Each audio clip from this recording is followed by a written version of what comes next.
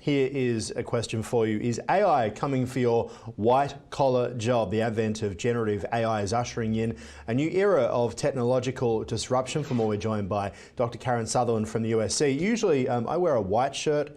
When I saw this topic was coming up, I decided to change my collar to blue. That's why I always wear red. Yeah, what's a red collar worker? I don't know. It's me. Yeah, it's you.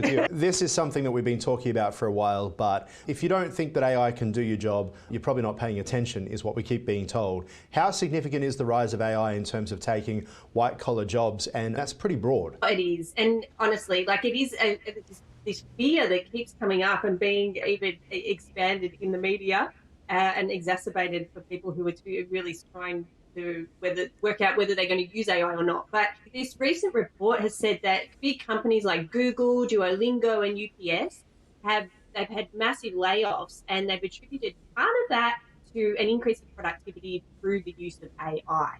And drawing a long bow from that, this article also said that possibly this could end sort of middle management positions, but honestly, I think we're a long way off yet.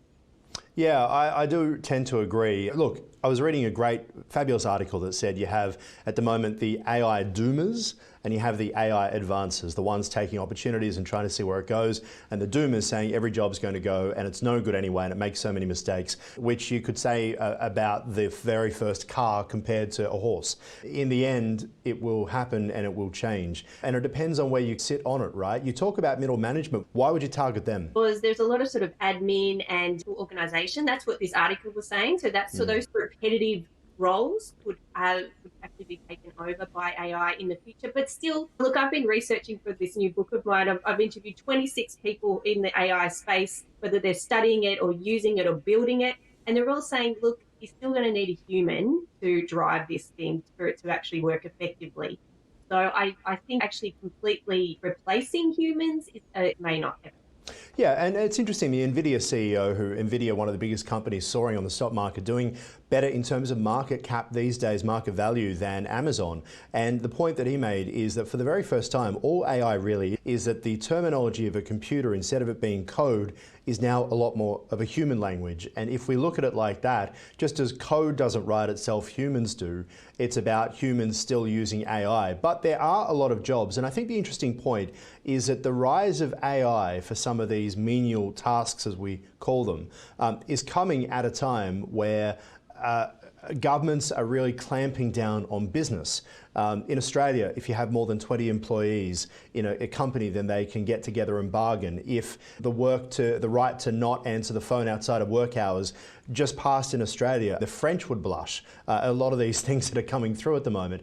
I feel like governments are trying to clamp down as businesses are going, you beauty, this could be the solution. So could the unintended consequence, and this is the million-dollar question, of governments trying to force businesses to go the way that the unions want, end up with the unions being a little bit red-faced with fewer jobs? Possibly, yeah, possibly, because businesses will need to scramble to make sure that they can actually sustain and exist with all of these new regulations. And I think that the businesses who are really forward-thinking and embrace these new technologies are the ones who are going to be on the front foot, definitely.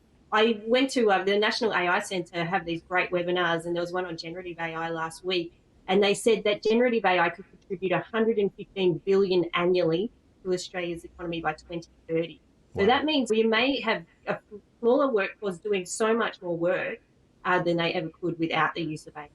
And yeah, the issue of things like immigration as well, whether you will need to bring in so many junior, young, skilled labour, if generative AI can do that, could change things too. Just quickly talk to us about the ethical considerations around the displacement of human workers by AI. We all think it's a business thing, but surely it will come down to government. Oh, absolutely. And I think too, I think you would have to to actually completely replace someone with AI, you would need to really explain why a human would not be used in the loop there, because that's where you get the ethics around whether it's fair and just, but also just giving that sort of power and control over to artificial intelligence opens the floodgates to so many sort of risk issues and other unethical behaviours. Yep, absolutely. Dr. Karen Sutherland from the University of the Sunshine Coast. Always appreciate your insights here on Ticker. Thank you. Thank you.